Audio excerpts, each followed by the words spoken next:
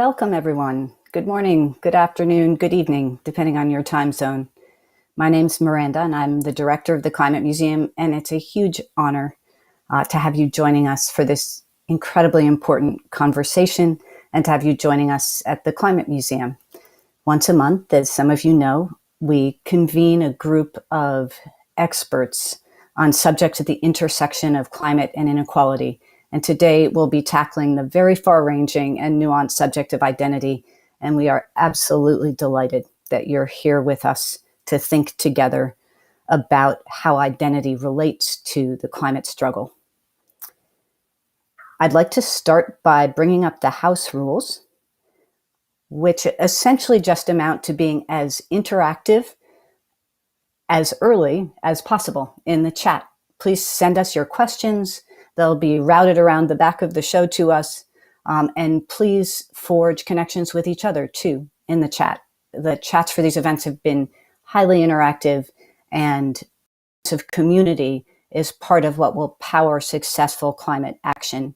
So we really encourage you to take advantage of that feature of YouTube to the maximum possible extent.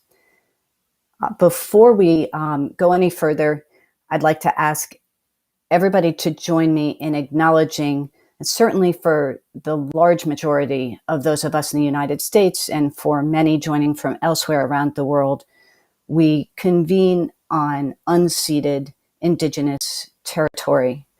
And to join me also in acknowledging the leaders in Indigenous communities, past, present, and emerging, and in paying our respects to them.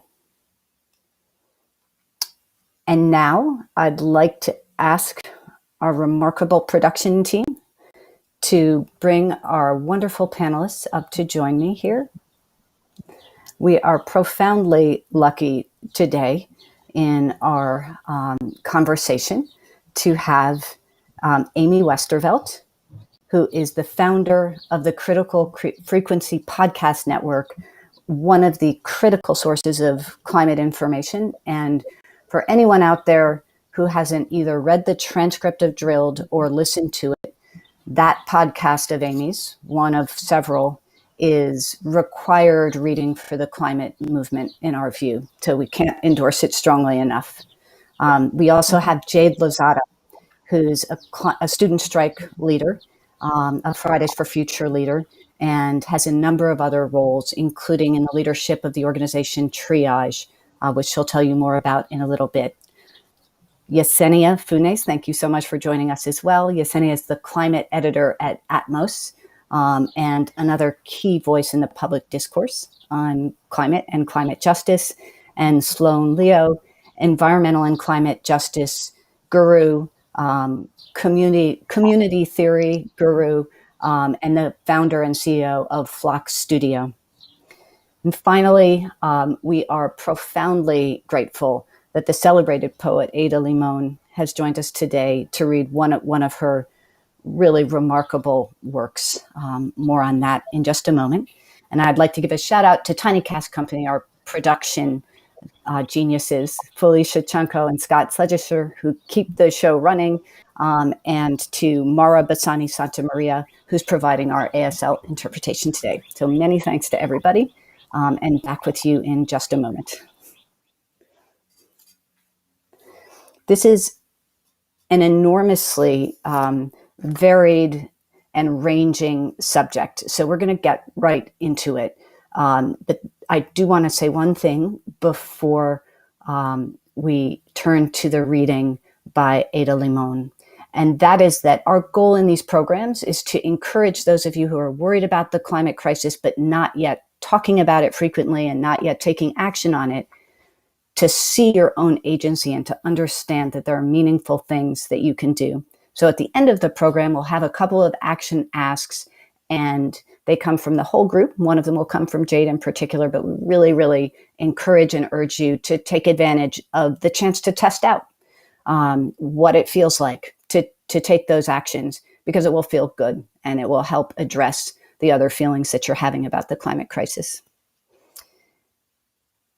Ada, thank you so much for joining us. We want to turn to you now.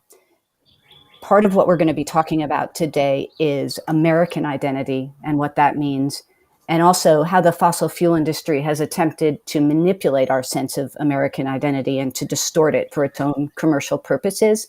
So it is profoundly fitting that we begin with your spectacular poem, A New National Anthem, excuse me. Thank you so much for joining us and for doing this reading to start. Thank you so much for having me. Thank you. It's a real pleasure to be here, an honor to join this conversation. I just want to start by saying thank you for all the work that you're doing. Again, what an honor to be among these thinkers and activists. I want to just read a quick poem. And this poem came about when I was, as we talk about identity, having a difficult time trying to love this country. And I'm sure many of you have felt the same way. And the way that I figured out where my hope could lie was in the land and in my love of the land. And so this is how the poem came to be. A New National Anthem. The truth is, I've never cared for the national anthem. If you think about it, it's not a good song. It's too high for most of us with the rocket's red glare. And then there are the bombs. Always, always, there is war and bombs. Once I sang it at homecoming and threw even the tenacious high school band off key. But the song didn't mean anything, just a call to the field, something to get through before the pummeling of youth. And what of the stanzas we never sing? The third that mentions no refuge can save the hireling and the slave. Perhaps the truth is every song of this country has an unsung third stanza. Something brutal snaking underneath us as we absent-mindedly sing the high notes with the beer sloshing in the stands, hoping our team wins. Don't get me wrong.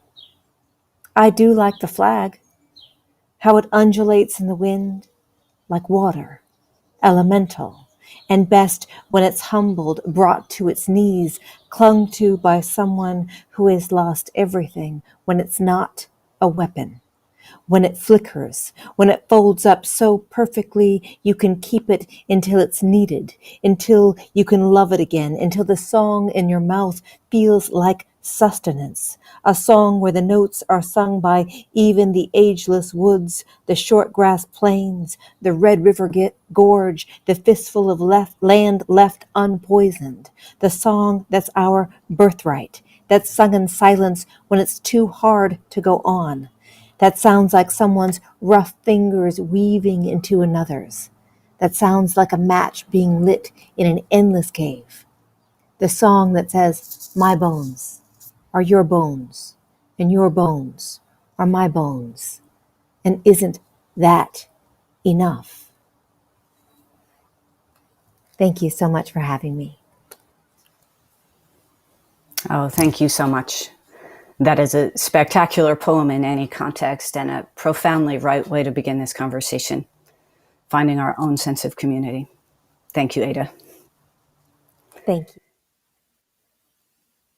And now if we could bring the rest of our all-star panelist lineup back. Hi again, everybody. Amy, I'd like to start with a question for you. And it's a question about petromasculinity, which is a term that some in the audience may not have heard. But it's essentially it's an attempt to summarize the way the fossil fuel industry has tried to associate itself and its product with a particular kind of extra white, extra masculine Americanness. And if you could talk some about that and talk also about how in recent times they've extended their reach and tried to be there for BLM protesters, be there for essential workers at the start of COVID. So the kind of changing and adaptive bids that they make for our sense of identity. If you could give us some grounding in that, that would be fantastic. Yeah, I think that a lot of people might not realize how integral the fossil fuel industry has been in creating sort of the stereotypical American identity that we think of now. And they've been, investing pretty heavily in doing that for over 100 years. They have spent a lot of money on various marketing campaigns and education campaigns that have instilled this idea of Americanness being very tied to whiteness and capitalism and to certain jobs. They've, done a lot to kind of romanticize and glorify the coal miner and the rig worker and these very particular types of jobs associated with the oil industry. And also really kind of created this idea that oil is something that has been given to America, often by God, that we have a sort of an obligation to continue the oil and gas industry. I don't know, the oil industry is also an American industry. It started here, so there's this idea that anything that kind of erodes its power in some way is anti-American and unpatriotic, all of those kinds of things. In the last decade or so, the kind of focus on quote unquote traditional kind of white America has not served them so well. So they have begun to pivot into um, suddenly being these like scions of diversity. And you mentioned the Black Lives Matter protest. That was like a big thing. They a lot of the oil companies tried to align themselves in various ways. The most obvious was Chevron, which put, like a giant black square on all their social media feeds and said, there's no place for racism in this country, blah, blah, blah. Which, Chevron has been poisoning the mostly Black city of Richmond, California for a very long time. It has done all kinds of damage in other countries, most of which are populated by Black and brown people. And it funds the police in a lot of the places that it operates, as do most oil companies. So this idea that, they're somehow part of the fight for equality and against police brutality is laughable. um, but part of why they do it now is that they're seeing this shift in identity in the US, and they are always trying to associate themselves with, again, Americanness and sort of like being the center of the country, the center of the economy. So, like we've been leaked a few documents of sort of internal oil company documents where they talk about this of, how are we going to appeal to populations of color and how are we going to appeal to Gen Z? And, this is also, to me, is another good kind of reason that the climate movement, the environmental movement in general, needs to continue to do better at intersectionality and at embracing people from all backgrounds, because it's very easy for oil companies to exploit weaknesses in that area in the movement. So you see it with natural gas actually a lot, where they will say, oh, populations of color should look out because the environmental movement is racist and they're going to leave you out of an energy transition. And, again, like they're being very cynical in this, but it's easy for people to believe that because the environmental movement has been really racist for a long time and has failed to think about, impacts on marginalized communities of solutions. So yeah, that's kind of that's the long-winded and rambly background of kind of how the fossil fuel company has tried to insert itself into American identity over, a century or more.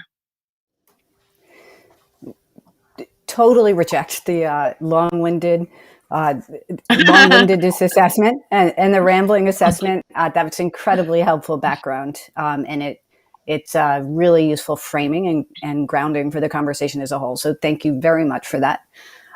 Yeah. And Jade, I want to ask you about a kind of identity that I won't say is independent of the fossil fuel industry, but it is oppositional and liberatory. And it has to do with the youth climate movement, of which you are a central protagonist. And that movement has changed the public discourse on the climate crisis in the last couple of years. And I wanted to ask you to reflect on what the identity of being young, and in particular a young woman of color, because the youth climate movement is disproportionately led by young women of color. What do you, talk to us about that? What does that have to do with the climate struggle? And then we have an early question from the audience, which is fantastic. And that asks you to extend that a little bit further, to think about, how do you think about carrying the identity of being a youth climate leader forward as you move from your teens into your 20s? Okay. I am sad to say that I think that in most of my climate organizing, I have not actually usually been working with young women of color. I think that it has been my experience that most of the people in the climate organizing space are older and white. But what I have noticed about young women of color is that they bring a commitment that really cannot be replaced by anyone within any social justice movement, but of course the climate one. I think that I have seen young women of color come to the space knowing that it's going to be something that's incredibly emotionally draining, that will be very frustrating because it is so intricate, and because the climate crisis is interwoven with every other social justice problem that they and their communities face. And that it doesn't have a clear reward, that it is so decentralized that their voice may not even be heard very loudly, and that on top of that, because it is something with such a long timeline and so many of the opportunities to really turn around the climate crisis have been lost, we may still face our neighborhoods and family members be lost to the effects of climate change. When I look toward my 20s and beyond that, I think that the thing that I will bring is more so the lessons I have learned from the young women of color in the space and others who kind of embrace their philosophy about social justice as well, which has more to do with the fact that if you're combating the climate crisis, you are inherently rejecting the capitalist economy that has brought us there. And like Amy was talking about, all of the white patriarchs who have created it. And so with that comes this idea that within the workspace, you won't have a hierarchy, that everything will be about building community and uplifting every voice, and that it is not natural or encouraged to have an entire devotion to your work, that everyone deserves rest and to be a multifaceted and dynamic person beyond what they're doing at work. So within that context of what the workspace looks like, I can't really think of myself as that important, and I don't really want to either. I think it has only made me feel a little bit morally empty to fan my own ego. And so that's really the lesson that I've taken, rather than the identity specifically of being a youth climate leader, just one of a pack of a lot of people working toward a unified goal. Mm-hmm. That is absolutely fantastic. It's a collective identity in a really fundamental way. And that is so in tune with our sense at the Climate Museum of what our work needs to be directed toward building. So that's very, very powerful, Jade. Thank you. And it also provides a great segue to you, Sloan, and to talking about your artistic practice and your work at FLOX Studio, building community and breaking down binary conceptions of gender and race, of self versus community. Can you tell us about that? Yeah, I mean, I think so much of what Jade and Amy have shared really resonates with me in terms of we kind of come of age in America thinking that success is one specific thing. It's, I have my own car, my own house, and maybe my family. And there's this deep, tightly held belief that your independent individual success is more important. But I think what has been so clear over the course of the last 12 months, especially, of the climate crisis and of the pandemic, of racial injustice, is that what we actually need to be doing is work that knits us closer together and that acknowledges our interdependence as much as our independence. In my art practice and in my work at FLOX Studio, all of our work is about, all of my work really is, how can we be better together? You know, I came of age during the reduce, reuse, recycle phase of the environmental movement and the climate crisis work. And I found over the years that that's important, sure, like individual action does matter, but the power to turn around the climate crisis is in our hands, as in the big hour. And so I find that any work that can be done, whether it's in offices, in organizations to figure out how they work better together, in neighborhoods in Brooklyn, as we're trying to turn vacant plots of land into gardens, and as we go to Albany to advocate for the New York State climate legislation, like all of that happens in this collective success. And I think that's what gives me hope, is that I can't turn around the climate crisis independently, but I know that the more there are Jades in the world, the more there are Amy's, the more there are more people who are coming to the Climate Museum. That's a shift in our paradigm, going from individual success to collective success. That is what keeps me drawing towards the future, even when it feels frustrating and hard and sad, is that sense of collective possibility.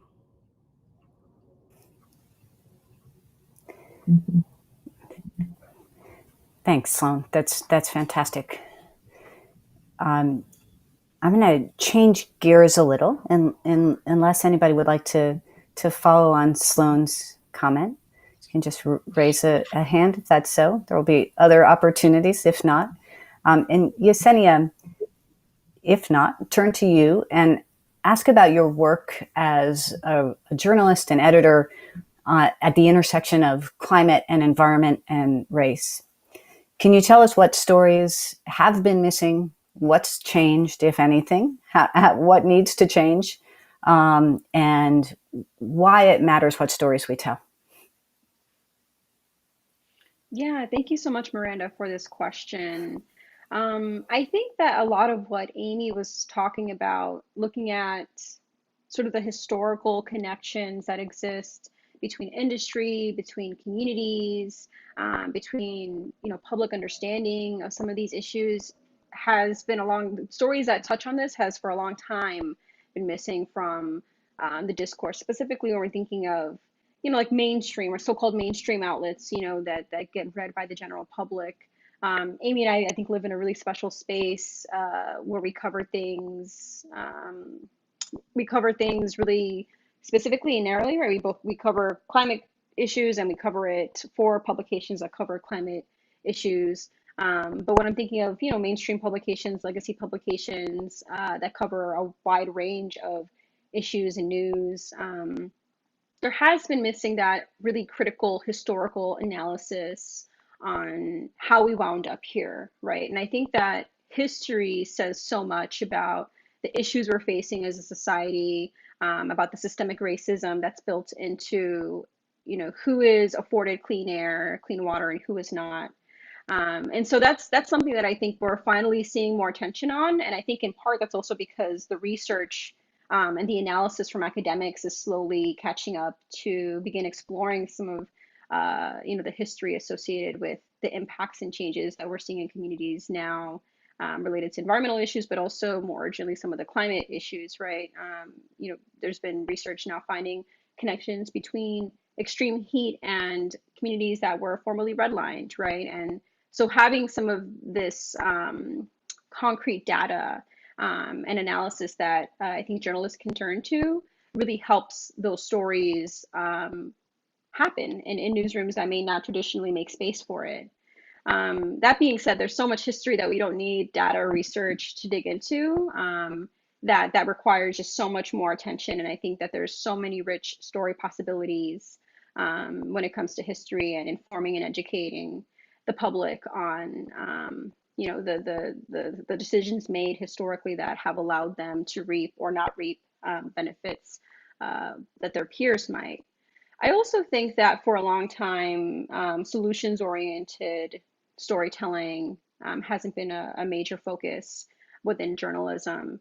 And I think that's slowly shifting. I saw the Washington Post, for instance, was hiring a climate solutions reporter.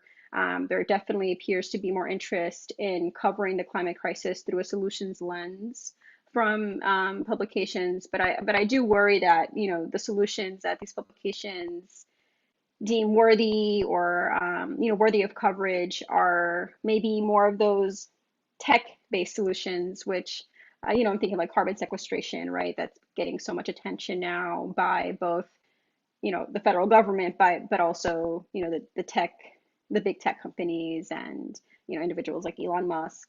And I do worry that those solutions, many of which climate justice and environmental justice advocates call false solutions, may be getting perhaps more attention than they need, and the solutions that are rooted in community and in addressing some of those root causes and root issues. Again, looking at like how did we end up here historically, the solutions that come at the crisis with that lens may not get the attention that they deserve.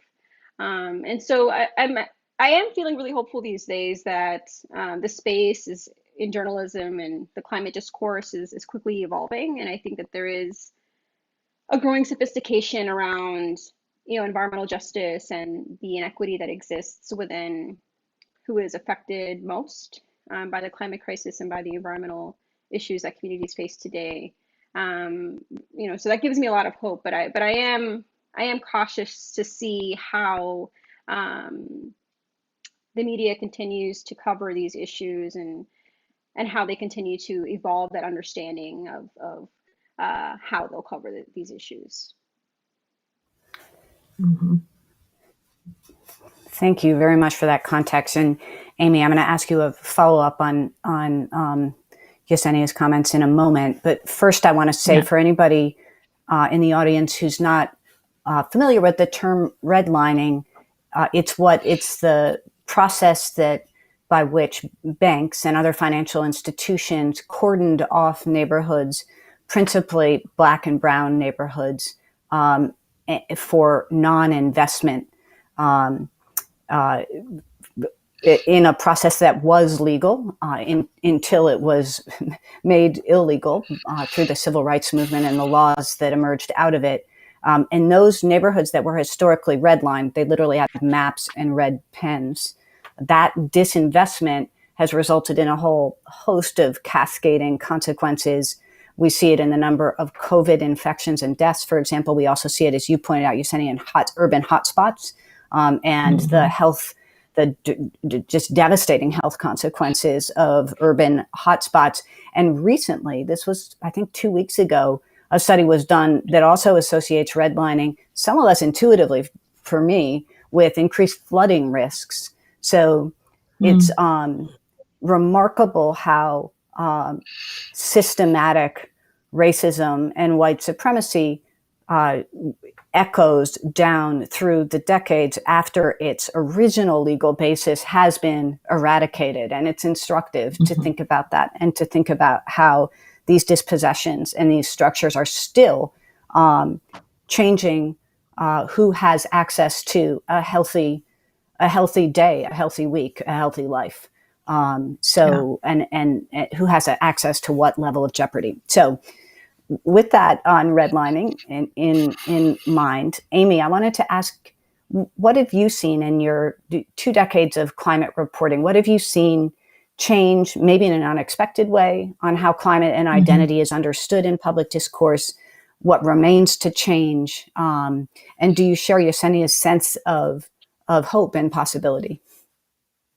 Yeah, I do. I also share her sense of concern about the focus on sort of technology-based solutions, and like I'm very wary of solutions that address the energy source, the power source, but not like the power structure, I just think if we're going to kind of plug the same system we have into batteries or solar or whatever, we're going to just have a different flavor of problems in the future. But I will say that I have seen a huge shift in the way that climate gets talked about in general, particularly with reference to climate justice and systemic racial and gender inequality. I remember, when the Green New Deal was first being talked about a few years ago, there were a lot of people in the climate space, both experts and journalists and sort of people that had been around that space for a long time, who were very opposed to the idea of bringing together, labor and equity issues in with climate solutions. I remember seeing a lot of think pieces that were like, this is going to make it impossible to pass climate policy, and people are trying to tackle too many things at once, and all of these kinds of things. And as someone who has spent a lot of time researching and studying how the fossil fuel industry operates, and how, sort of adjacent to that, right-wing think tanks and funders and lobbyists operate, they do not focus on one thing at a time at all. They focus on, all of these things at once. Like the same right-wing think tanks that fund climate denial are also funding, school choice and anti-labor stuff, and trying to undermine unions and fighting against the minimum wage. So the idea that people that are pushing for climate action need to only focus on like solar or wind is it's kind of silly, and it's not going to work. And I feel like the people who are talking about climate publicly have come a long way, even just in the last couple of years. At this point, I feel like it would almost seem ridiculous to see a conversation about climate policy that doesn't touch on equity issues. Like that would be almost anachronistic at this point.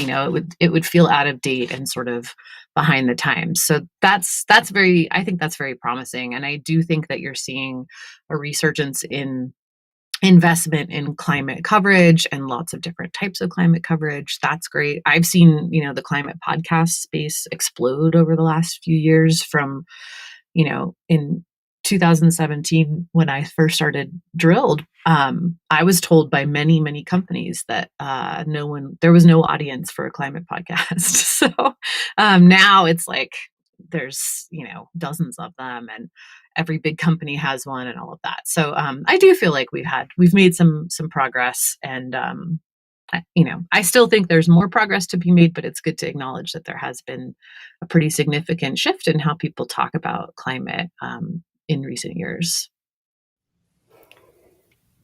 And I think I read yesterday that your podcast network just reached 3 million listeners, which is definitely more than zero to the companies. It's more than zero. Apparently there is an audience. Yeah. There might just be an audience out there. Yeah. Congratulations. Yeah. Thanks. And I'd like to figure out a way. I'm going to figure out a way to integrate these questions about the advocacy for tech-only solutions and how it connects to questions of identity a little bit further down the road here, yes, since that's emerging as a theme that we need to cover today. Mm-hmm. Yeah. For right now, Sloan, I want to turn to you on the question of identity binaries. I know that one of your close mentors is the Black feminist scholar Barbara Smith, and she coined the term identity politics to help us understand race and gender and sexuality in relation to oppression as intersecting axes that define who we are and that define power in the society. Can you talk about that term has been taken up in a bunch of different ways by a bunch of different people. Can you give us some background on that, on how the phrase identity politics has evolved and what it means to you and what you see as its utility today for the climate struggle, and maybe also its constraints? Yeah, so Barbara's work on identity politics came up early in the 80s or so. And then you have Kimberly Crenshaw, whose work around intersectionality and intersectional feminism showed up in the late 90s. Both of these terms, both identity politics and intersectional feminism, really bring to mind a phrase that I grew up learning in social justice circles, which is that the personal is political.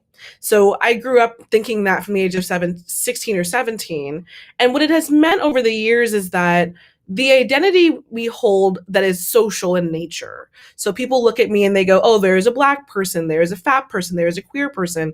And they try to understand where I fit in a social hierarchy. And it's often, that's what we talk about with unconscious bias.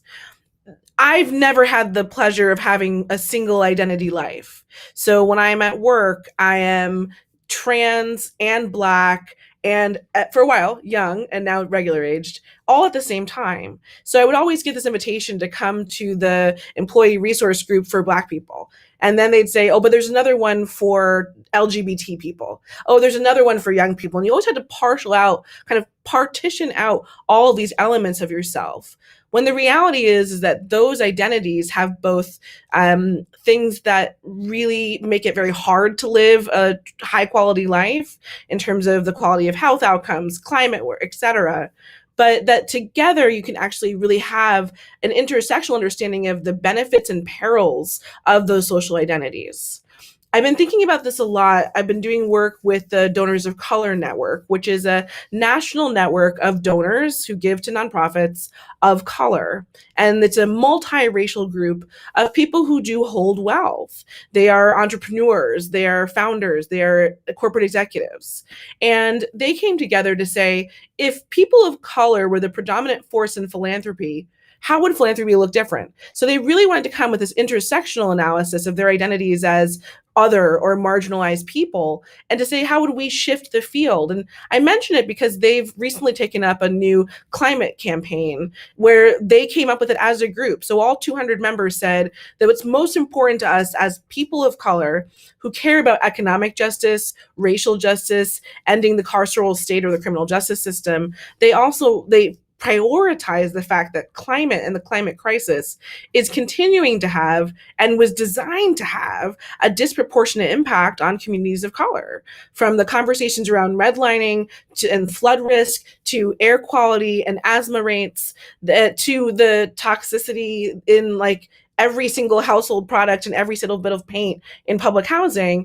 All of these types of climate and environmental degradation risk are very high with people of color. So having a moment where a collective body could say, we are brown and we care about climate and we have the money to shift, they're shifting the entire field of philanthropy. And I mentioned that also just because I think that when we think about some of the comments that Amy has made, it's like, yes, these changes are happening in the climate movement because of groups of people who are organized and unified and moving towards collective change. Yes. Exactly. And it's oh, I'm sorry. Go ahead, Amy. Did you want to add to that? Oh, no, I was just vigorously nodding. Yes. I too am vigorously nodding. Yes. And that is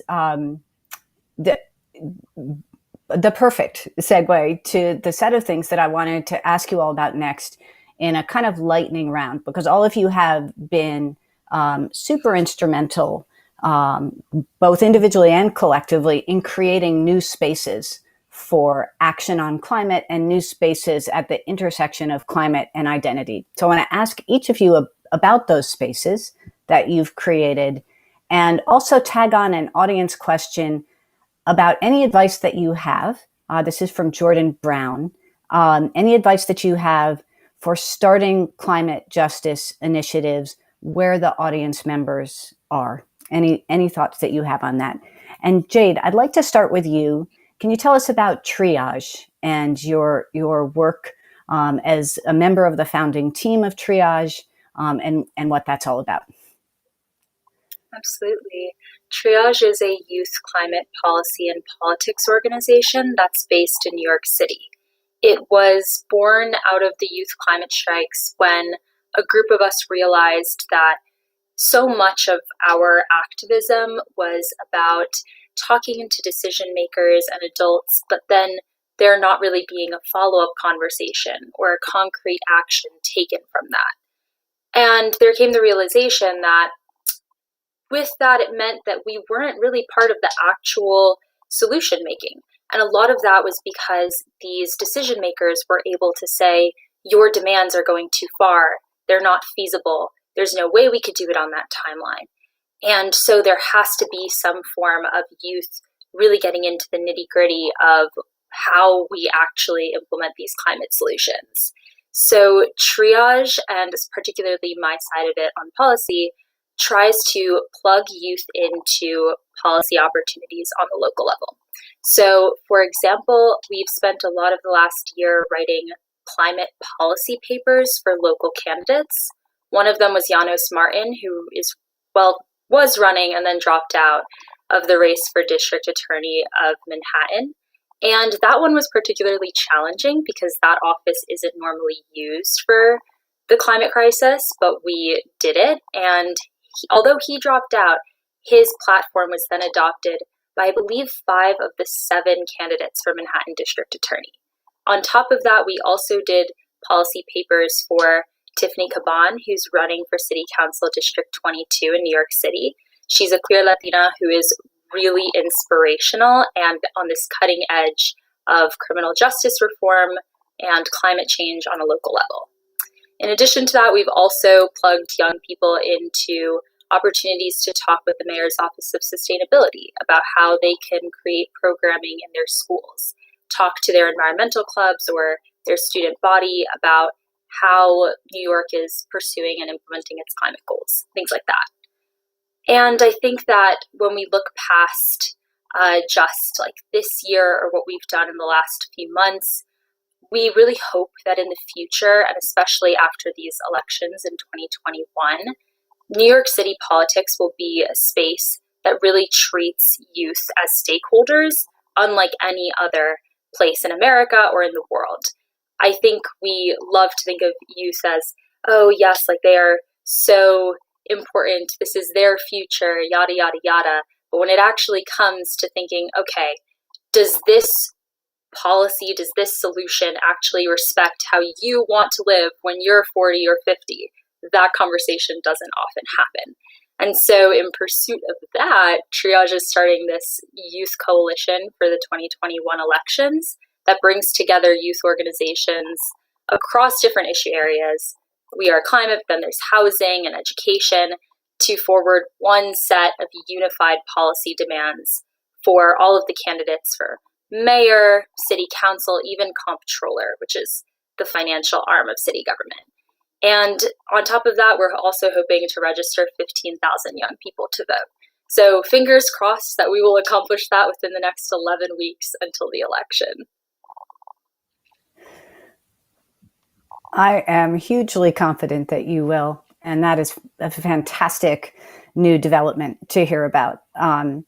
There's nothing that will counteract the impulse that many older people have to treat young people as decorative baubles in the climate conversation and in other conversations about justice. Nothing will counteract that better and faster than the work that you're doing to assert the power that you have and the rights that you have to adjust future.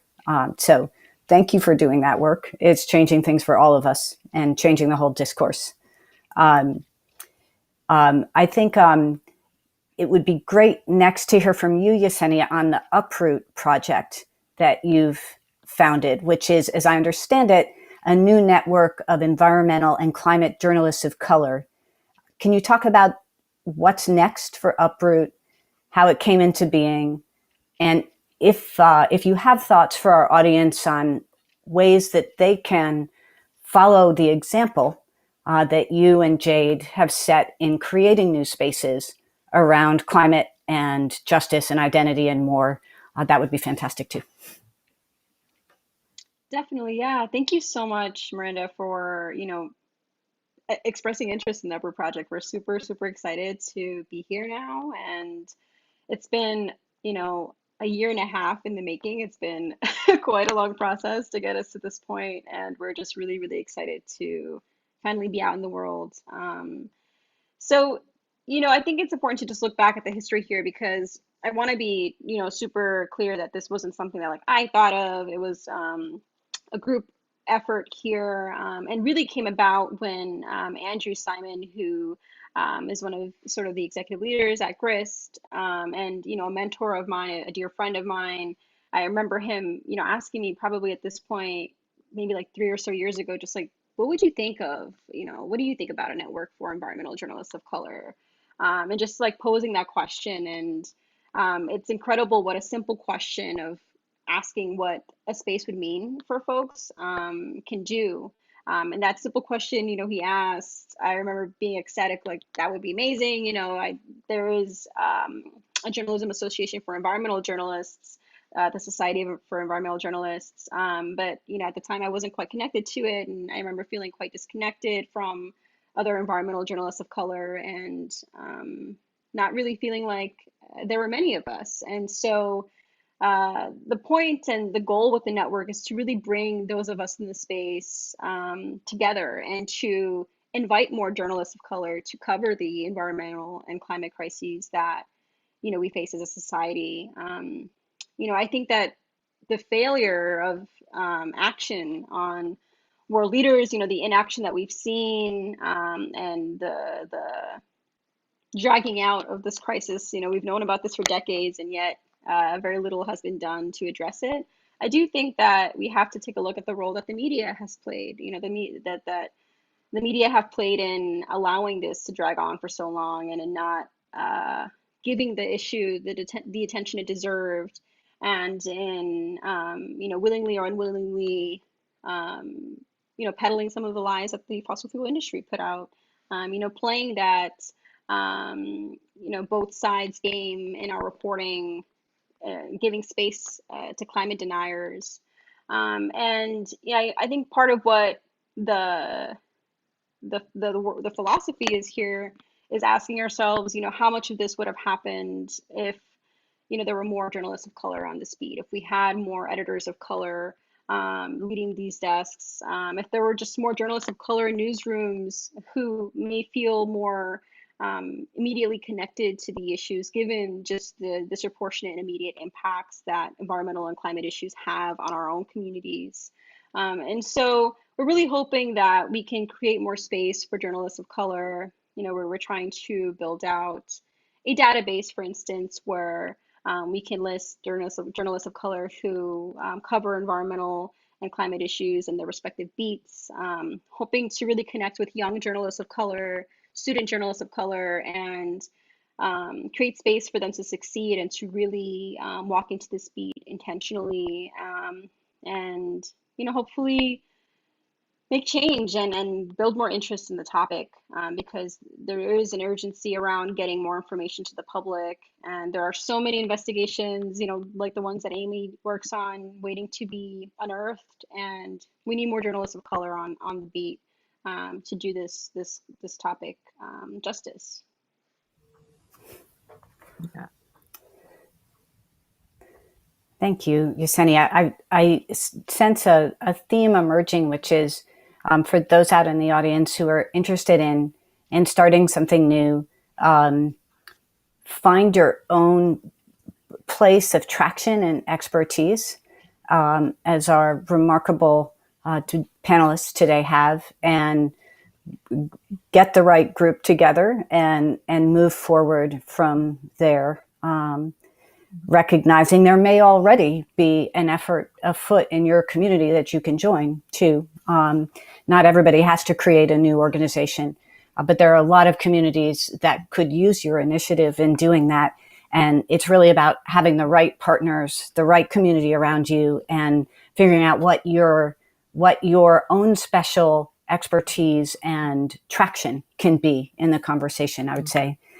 Amy, you've created so much structure for collaboration and for changing the discourse on climate in your time. So if you could tell us a little bit about that. And then I'm next going to pivot back to you and ask you to talk a little bit about your piece entitled "The Case for Climate Rage," and to touch a bit on the tech only solutions piece that we were talking about before and how that's related to identity. But we'll come back to that if first you could talk about the amazing spaces that you've created for people to change the discourse, the word on climate.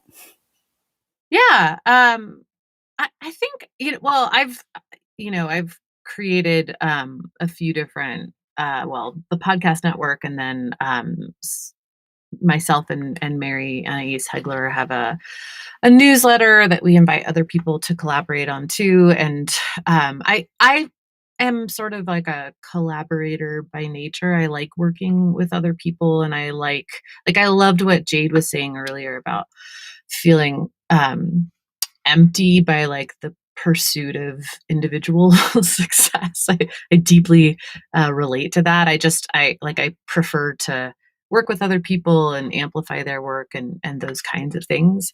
But I have to say that that is actually very hard in our society. I think that a lot of times people think that if they just start it with the intention of it being different, that will happen. And I think it takes a lot of really like intentional planning and intentional behavior, and sort of, noticing when you're falling into traps of competition and, the sort of capitalist focus on individual success, and like adjusting to to counteract that. So anyway, that's the only thing I would say is like, it's great to like set out with the intention of doing these things, but you do have to actually continue that intention as you operate. And you're not rewarded for it. Like you're not, we don't live in a society that actually rewards collective action yet. So it takes a certain amount of, willingness to like be uncomfortable, I guess, for lack of a better way to put it. Anyway, yeah, that's kind of how I feel about it, is like, it's necessary. It's what we have to do. And in order to do it in a way that will actually change things, you have to like kind of commit to doing that over and over again. You can't just sort of say that you're committed to it and then fall into the old traps, because the old traps are comfortable. They're there and they're much easier. Yeah. Did you want me to talk about the climate rage stuff too? Sorry. Well, no, not at all. That was fantastic. And I think that's right. We're all creatures of habit. We've all made adjustments. And the longer we've been alive, probably on average, the more adjustments we've made unconsciously and unwillingly to business as usual and to those super individualist norms and standards. And it takes a lot of commitment and stamina, the kind of commitment and stamina, Jade, that you were talking about earlier, to resist that and to adopt and maintain a thoroughly collective approach to how we define what we're doing and our success. So no, I think that's incredibly helpful and powerful, Amy. I wanted to make sure that we had a chance for you to talk about and for others to react to your article, The Case for Climate Rage, where you talk about how and this is a theme that's come up several different times, really from everyone here, how the gatekeeping within climate discourse has operated. It is largely run by people who are white men. And I want to take a moment here to emphasize that a lot of white men have been true climate fighters and progressives and allies. But it is also true that most of the gatekeeping happens at the hands of white men. And what does this mean for the discourse as a whole? And specifically, how do you think it relates to the fake solutions that keep getting churned out? Right now, it's carbon capture. Being presented as if it were like this fresh, great idea that we hadn't already poured I don't know how many billions of our tax dollars into trying to scale. Does that provide a starting point? Yeah.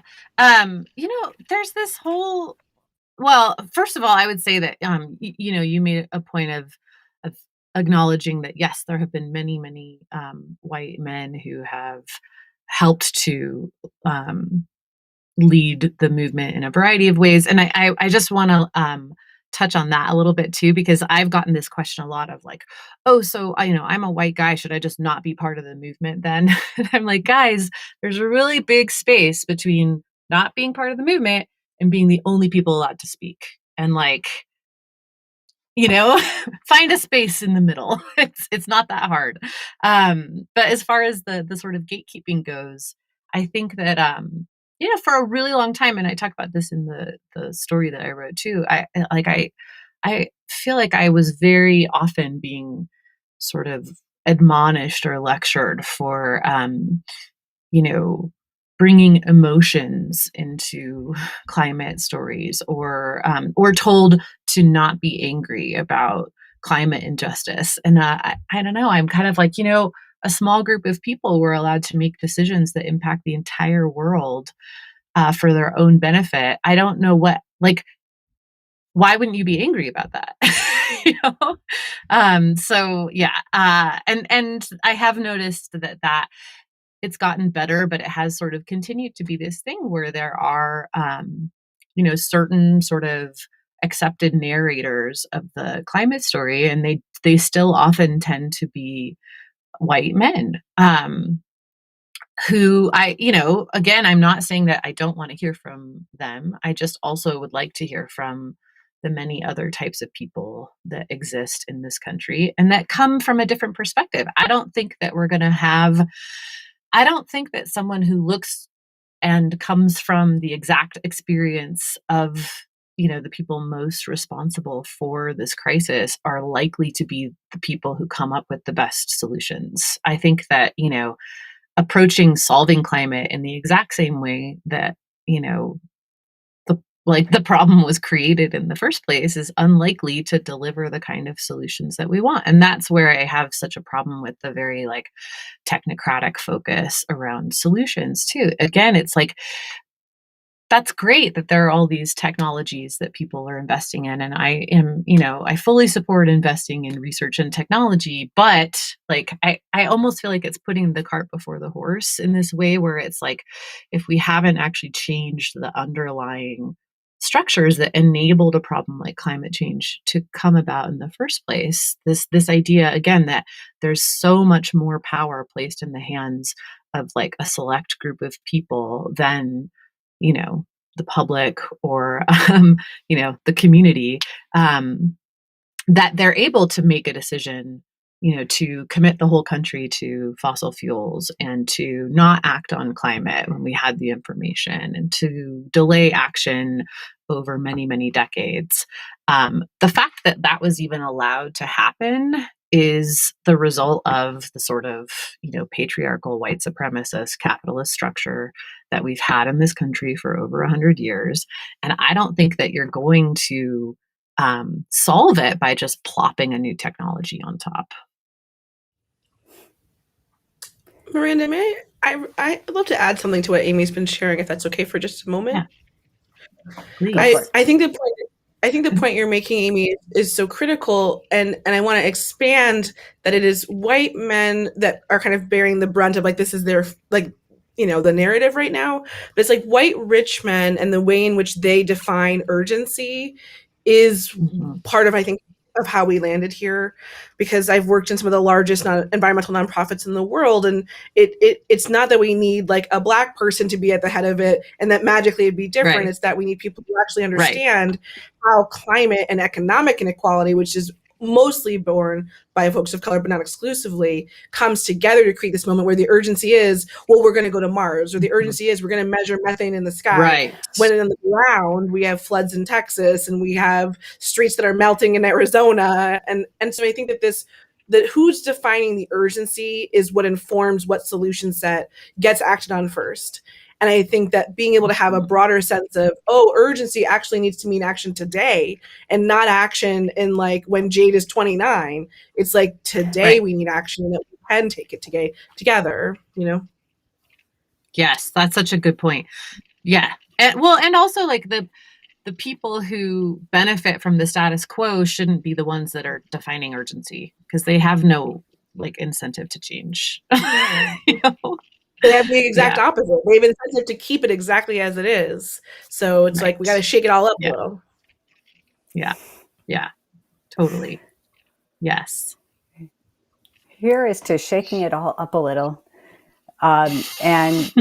Yessenia, I want to ask you quickly, because we're getting close on time, and apologies to everybody out there. We're going to run a little bit over because this is such an incredible conversation.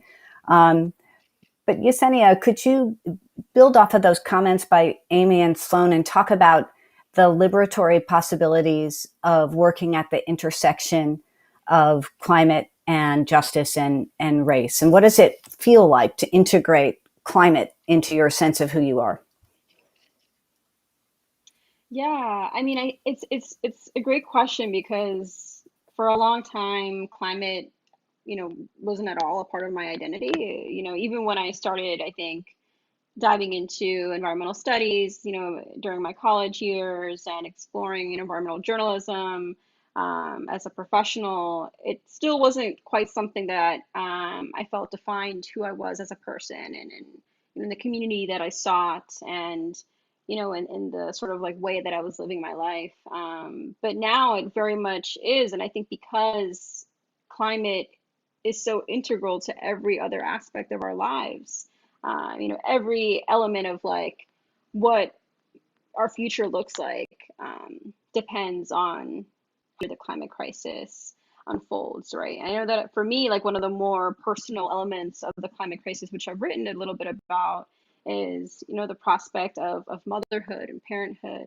And I'm not a mother. I would love to become a mother, and very often the answers in my head and between my partner and I, about whether that occurs, boils down to, well, like how safe do we feel bringing children into this world? Is this a selfish decision, one for us to just like feel the love of a child and the experience of being a parent? And that those weren't questions that I was asking myself for a long time, and I've always known I wanted to be a mom, since I was a kid. And now very much so, so many of these decisions around, where do we want to live in the future? Like my mom, she's, from El Salvador. We're from El Salvador. She was born in El Salvador. She recently bought property in El Salvador.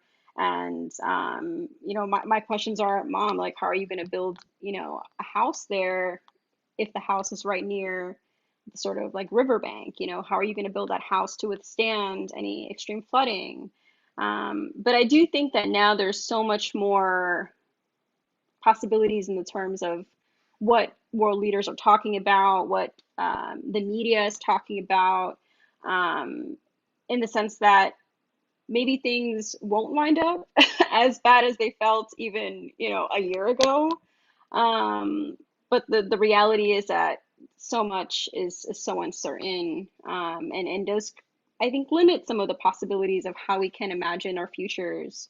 But it is exciting to see this interwoven connection now between climate and our identities, whether that's race, gender, class. And I think that makes for more powerful storytelling, especially when you see how these intersections happen within movements. We now have, Black Lives Matter bringing climate and environment into their discussions, and we now have immigration advocates talking about climate and how it relates to the people who are crossing the border, and making those really dangerous journeys throughout, Central America and Mexico. So I think that the possibilities are endless here in terms of like storytelling and coalition building and the solidarity that exists now across movements. But I think that the possibilities in terms of what the future looks like remain such a big question to me, that I'm really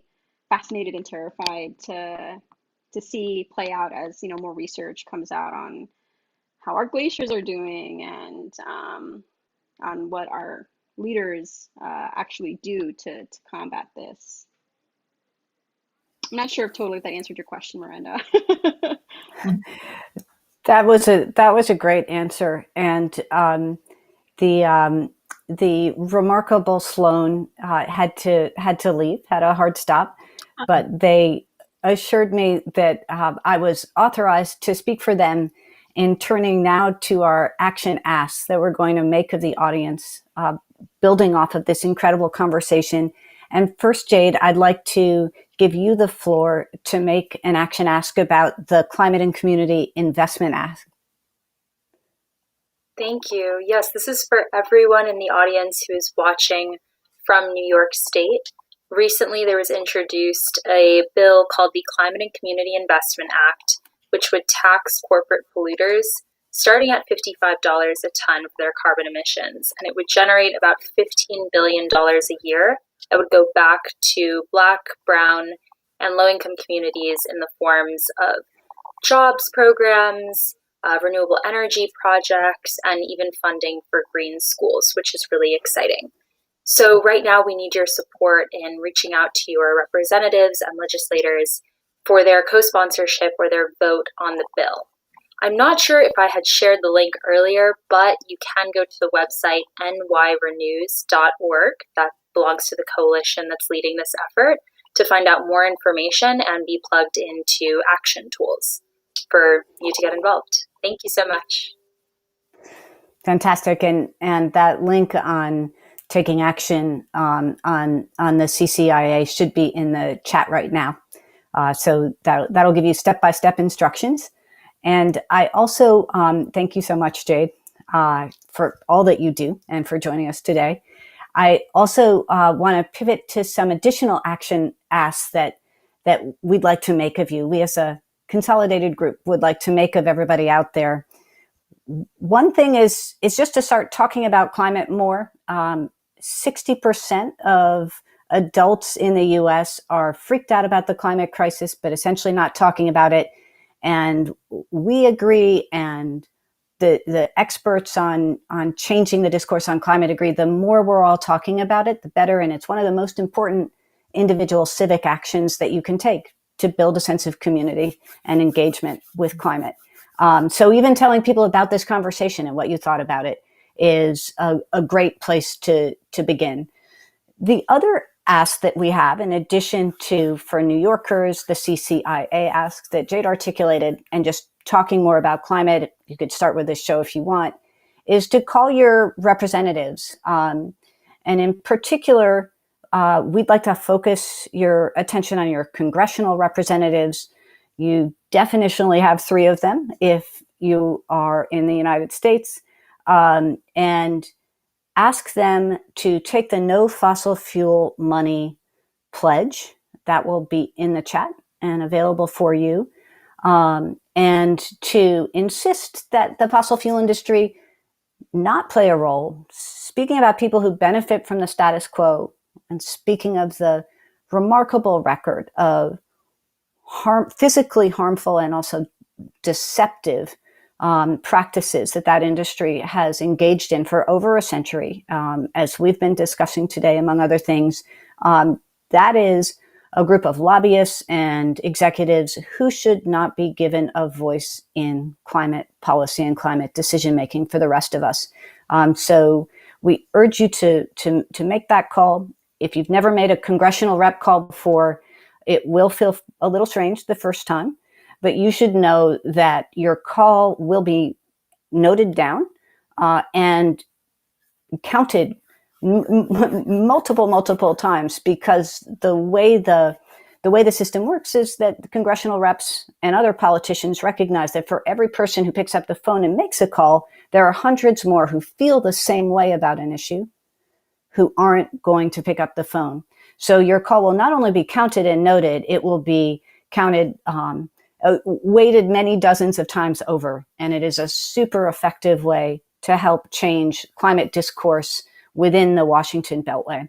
So please talk climate, take action on the CCIA if you're a New Yorker, and call your reps and tell them no fossil fuel money into our politics and no industry setting the rules. We're done with that. in our collective and liberatory climate identities, we are done with that. So delighted that you could join us today in exploring these issues and in considering being done with that along with us. And we really hope to see you next week. Normally, these Talking Climate programs happen on second Fridays, as some of you know, but next month, Talking Climate Food will be on the third Friday in May 21st. Hope to see you there, and thank you so much for sharing your time with us today. Deep gratitude to our panelists. You guys were absolutely incredible. And to Ada Limón for sharing your extraordinary work with us at the top of the hour. Thank you all.